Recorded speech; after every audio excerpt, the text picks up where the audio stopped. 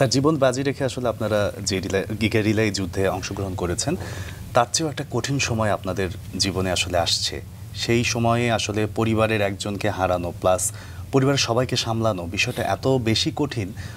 বিষয়টা নিয়ে যদি আপনি বলতে চান তাহলেই আমরা শুনবো, আদারওয়াইজ এত কঠিন সিচুয়েশন। আম্মা তো তখন খবর পেয়ে গেল, যে বুঝতেই পারলো যে আমরা আছি, এবং আমি আমাদের পল্টনের বাসা, আমার দাদাবাড়ি তো, আতাউস সামাদ সাংবাদিক, ওনারা আমরা একসাথে থাকতাম আমরা। তো ওই বাসার থেকে আমি অনেক সময় অপারেশন করতে যেতাম। হ্যাঁ, তো পিকে মানে এক্সপ্লোসিভ যেটা, সেটা ওই শেপ দেওয়ার জন্য, ওটা ইয়ে করার জন্য আমাদের ওটা নিয়ে নাড়াচাড়া করতে হতো। তো ওটাতে হাত হলুদ হয়ে যেত। আচ্ছা। তো আমার বের হওয়ার সময় আব্বা অবধারিত দুটো জিনিস আমার পালন করতে হতো।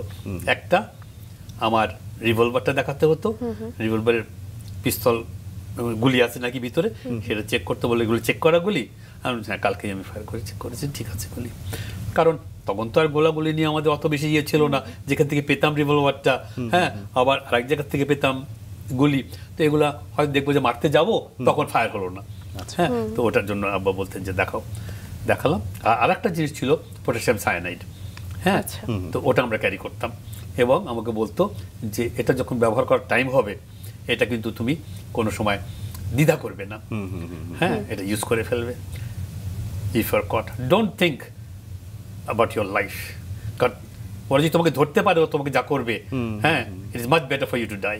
একটা বাবা একটা ছেলেকে, হ্যাঁ, পটাশিয়াম সায়ানাইড চেক করে দিতে বলছে, এবং বলছে এই কথাটা।